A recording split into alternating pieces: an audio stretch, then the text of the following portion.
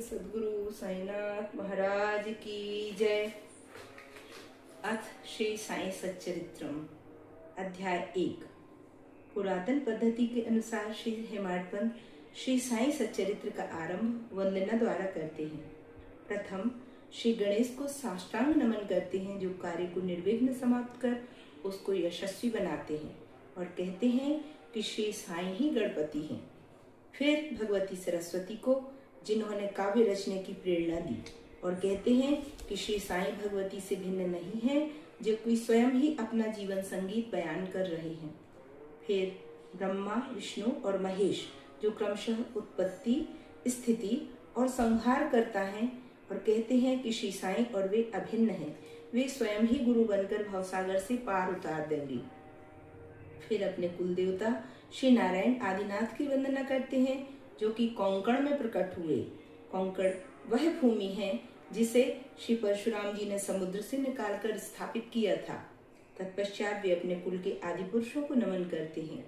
फिर श्री भारद्वाज मुनि को, जिनके गोत्र में उनका जन्म हुआ। पश्चात उन ऋषियों को, जैसे याज्ञवल्क्य, भृगु, पाराशर, नारद, वेदव्यास, सनक सनंदन सनत कुमार, शुक, शौनक, विश्वामित्र, वशिष्ठ, वामदेव, जैमिनी, वैशंपायन, नवयोगेंद्र इत्यादि, तथा आधुनिक संत जैसे निवृत्ति, ज्ञानदेव, सोपान, मुक्ताबाई, जनार्दन, एकनाथ, नामदेव, तुकाराम, कान्हा, नरहरि आदि को नमन करते हैं। फिर अपने पितामह सदाशिव, पिता रघुनाथ और माता को, जो उनके बचपन में ही गत हो गई थीं। फिर अपनी चाची को, जिन्होंने उनका भरण पोषण किया, और अपने प्रिय भ्राता को नमन करते हैं। फिर पाठकों को नमन करते हैं, जिनसे उनकी प्रार्थना है कि वे एकाग्रचित होकर कथामृत का पान करें।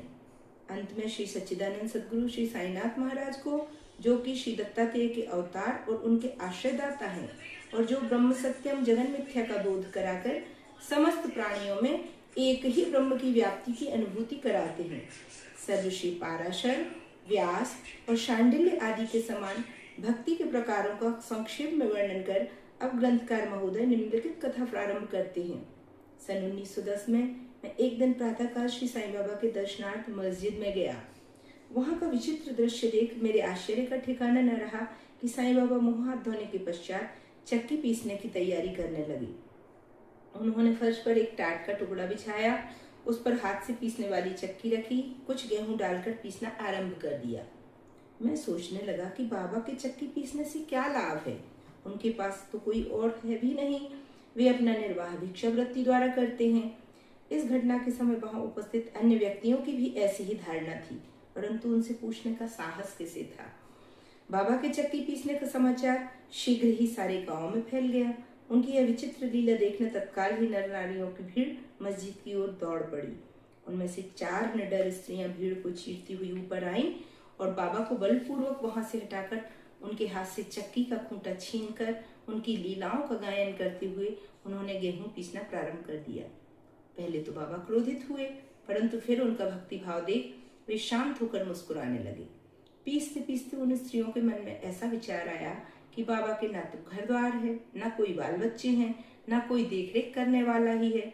वे स्वयं भिक्षावृत्ति द्वारा अपना निर्वाह करते हैं, अतः उन्हें भोजन आदि के लिए आटे की आवश्यकता ही क्या है। बाबा तो परम दयालु हैं, हो सकता है यह आटा वे हम सब लोगों में ही वितरण कर दें। इन्हीं विचारों में मग्न रहकर गीत गाते गाते उन्होंने सारा आटा पीस डाला। तब उन्होंने चक्की को हटाकर आटे का 4 समान भागों में विभाजन किया, और अपना अपना भाग लेकर वहां से जाने को उद्यत हुई। अभी तक शांत मुद्रा में निमग्न बाबा तत्क्षण ही क्रोधित हो उठे और उन्हें अपशब्द कहने लगे। स्त्रियों, क्या तुम पागल हो गई हो? तुम किसके बाप का माल हड़प कर ले जा रही हो? क्या कोई कर्जदार का माल है जो इतनी आसानी से उठाकर लिए जा रही हो? अच्छा, अब एक काम करो, इस आटे को ले जाकर गांव की मेड़ पर बिखेरा। मैंने शिरडी वासियों से प्रश्न किया कि जो कुछ बाबा ने अभी किया उसका यथार्थ में क्या तात्पर्य है। उन्होंने मुझे बतलाया कि गांव में विषूचिका का जोरों से प्रकोप है, और उसके निवारणार्थ ही बाबा का यह उपचार है। अभी जो आपने पीसते देखा था वह गेहूं नहीं, वरन विषूचिका थी, जो पीस कर नष्ट कर दी गई है। इस घटना के पश्चात सचमुच विषूचिका की संक्रामकता शांत हो गई और ग्रामवासी सुखी हो गए। यह जानकर मेरी प्रसन्नता का पारावार न रहा। मेरा कौतूहल जागृत हो गया। मैं स्वयं से प्रश्न करने लगा कि आटे और विसूचिका रोग का भौतिक और पारस्परिक क्या संबंध है, इसका सूत्र कैसे ज्ञात हो, घटना बुद्धिगम्य सी प्रतीत नहीं होती। अपने हृदय की संतुष्टि के हेतु इस मधुर लीला का मुझे 4 शब्दों में महत्व अवश्य प्रकट करना चाहिए। लीला पर चिंतन करते करते मेरा हृदय प्रफुल्लित हो उठा और इस प्रकार बाबा का जीवन चरित्र लिखने के लिए मुझे प्रेरणा मिली। यह तो सब लोगों को विदित है कि यह कार्य बाबा की कृपा और शुभ आशीर्वाद से सफलतापूर्वक संपन्न हुआ।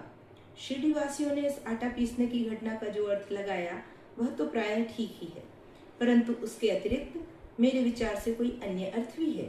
बाबा शिरडी में 60 वर्ष तक रहे और इस दीर्घ काल में उन्होंने आटा पीसने का कार्य प्रायः प्रतिदिन ही किया। पीसने का अभिप्राय गेहूं से नहीं, वरन अपने भक्तों के पापों, दुर्भाग्यों, मानसिक तथा शारीरिक तापों से था।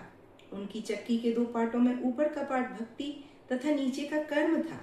चक्की की मुठिया जिसे पकड़कर वे पीसते थे वह था ज्ञान।